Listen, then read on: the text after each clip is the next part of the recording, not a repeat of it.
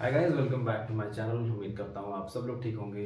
तो आज हम बात करने वाले हैं वैदिक मैथ्स में जो स्क्वायर की ट्रिक है उसके बारे में।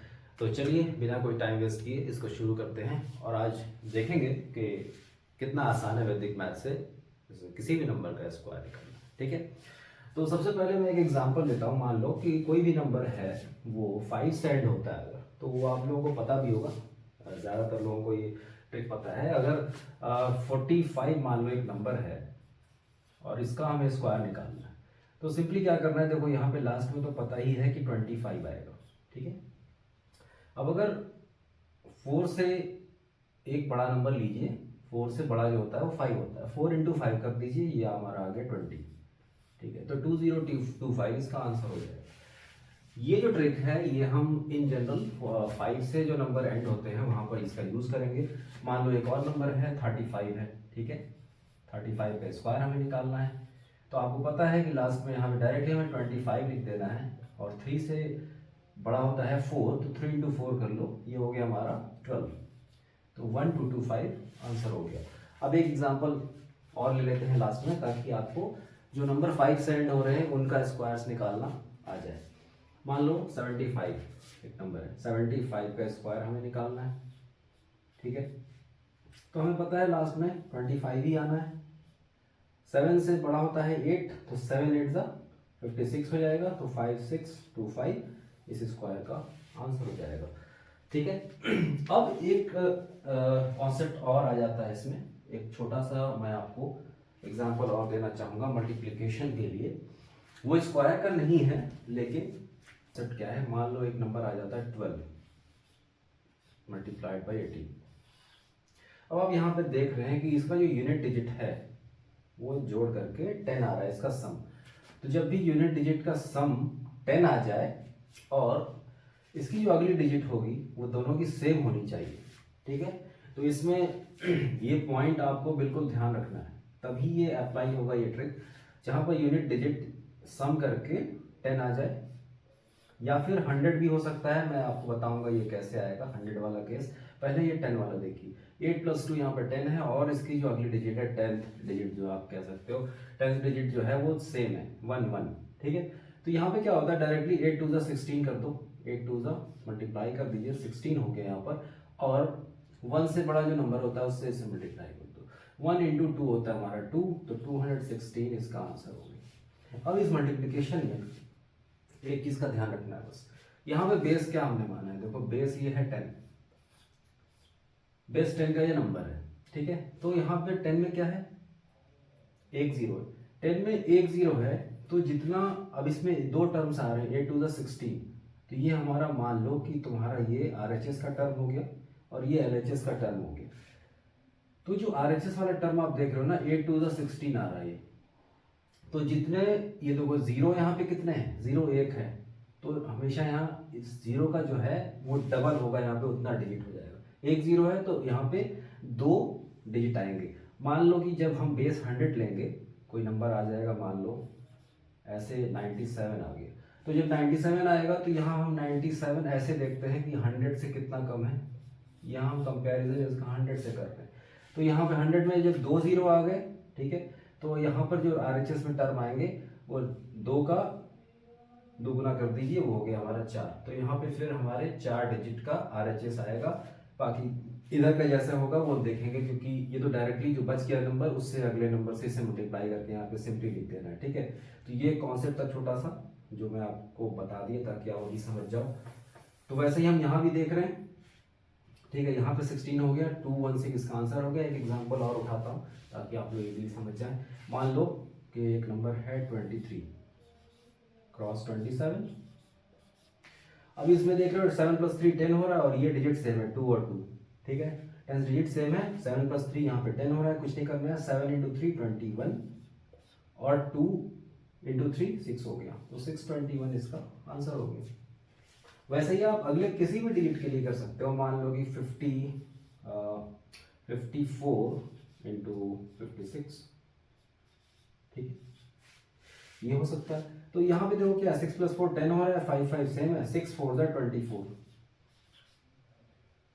ठीक है, अब यहाँ पे देखो 6 4 जा 24 और 5 से एक ज़्यादा डिजिट हो तो 6 5 6 30, 3024। इससे एक एग्जाम्पल और लेते हैं। देखो मान लो एक एग्जाम्पल ये हो गया हमारा 49 क्रॉस 41, ठीक है। अब यहाँ पे देखो 9 into one simply 9 plus one, यहाँ पे 10 हो रहा है, 4 4 यहाँ पर सेम है, तो 9 इंटू वन यहाँ पे 9 हो गया। लेकिन आपको पता है कि यहाँ पे 2 डिजिट का नंबर आएगा, ठीक है, तो यहाँ पे 0 लगा लेंगे सिंपली, ठीक है। और देखो 4 इंटू 5, 4 से एक बड़ा 5 होता है, तो 4 इंटू 5 ये हो गया हमारा 20, तो 2009 इसका आंसर हो गया। इस टाइप में मल्टीप्लिकेशंस आप ऐसे करेंगे, ठीक है। अब देखो ये तो हो गया ये वाला, जब हमारा जो यूनिट डिजिट है वो सम करने पे 10 आ जाए, या फिर एक केस आएगा जिसमें 100 आ जाए। अब 100 वाला एक केस उठाते हैं, ठीक है। 100 वाले केस में एक एग्जांपल लेंगे, 197, मान लो एक नंबर है 197, और इसका मल्टीप्लिकेशन हम करते हैं 103 से, ठीक है। अब यहाँ आप देख रहे हैं, देखो ये यूनिट डिजिट 7 और 3, ये तो मिलाकर के 7 प्लस 3 10 तो हो रहा है, लेकिन यहाँ 19 है और यहाँ 10 है, यहाँ से नहीं हो रहा है, ठीक है। तो यहाँ देखो क्या करना है हमें, अब हमें क्या करना है, 19 नहीं लेंगे, हम सिर्फ 1 लेंगे। देखो यहाँ 1 है, यहाँ पे 1 है, ये सेम हो गया, ठीक है, एक रूल तो फॉलो हो गया, इसका सेटिस्फाई कर रहा है। अब देखो यहाँ 97 प्लस 03, ये 97 प्लस 3 क्या हो गया हमारा 100 हो गया। तो इसी 100 वाले केस की मैं बात कर रहा था, या तो इधर 100 आ जाए जोड़ करके, अब कोई ऐसा भी केस आ सकता है जहाँ पे 1000 भी आ जाएगा, 10,000 भी आ सकता है, ठीक है। तो देखो यहाँ पे क्या हो गया, 97 प्लस 3 ये 100 हो रहा है, तो ये सेटिस्फाई कर रहा है, और यहाँ 1 है, यहाँ पे 1 है, कुछ नहीं करना, 97 इंटू 3 कर लेंगे, सिंपल है। तो 97 इंटू 3 क्या हो जाएगा, 90 इंटू 3 270, और 7 इंटू 3 21, तो ये हो गया 291। अब बात आती है नंबर ऑफ डिजिट्स कितने होंगे, तो देखो बेस क्या है 100 है, इसमें 2 जीरो है, 2 जीरो है, तो डिजिट यहाँ पे आएगा क्या मैंने बताया था, 4 डिजिट आएंगे। तो जब 4 डिजिट आएंगे तो यहाँ तो 3 ही है, तो एक जीरो लगा दो, ठीक है। अब 1 से एक बड़ा नंबर होता है 2, 1 इंटू 2 यहाँ पे 2 हो गया, 20291 इसका आंसर हो गया, ठीक है। इस तरीके से 3 डिजिट के जो भी नंबर होंगे उसको हम सॉल्व करेंगे। अब एक ट्रिक और देख लो, अब देखो एक एग्जांपल और लेते हैं, मान लो 96 स्क्वायर करना है, ठीक है। 96 स्क्वायर करने के लिए कुछ नहीं करना है, देखो तुम्हें सिंपली क्या करना है, ये कितना कम है 100 से, बेस क्या माना है हमने 100 से, हम नाप रहे हैं कि भैया ये कितना कम है या ज्यादा है, ये नंबर 4 कम है, तो यहाँ पे ऐसे लिख लो -4, ठीक है। ये 4 कम है तो 96 में से भी 4 कम कर लो, ये हो गया हमारा 92, ठीक है। अब देखो इस नंबर का डायरेक्टली स्क्वायर यहाँ लिख दो, 4 4 जा 16 होता है भैया, हो गया ये तुम्हारा आंसर 9216, ठीक है। देखो कितना इजी है, 96 स्क्वायर है तो 96, 4 कम है तो 96 माइनस 4 92, और इसी 4 का स्क्वायर हम यहाँ पे लिख देंगे। अब यहाँ पे भी एक खेल आएगा कि भैया नंबर ऑफ डिजिट्स क्या होंगे, नंबर ऑफ डिजिट्स जितना इसमें जीरो है उतना यहाँ पे डिजिट होगा, ये ध्यान रखना, ठीक है। अब एक एग्जाम्पल और देखते हैं, चलो अब देखते हैं, मान लो 92 स्क्वायर किसी ने तुमसे पूछ दिया है,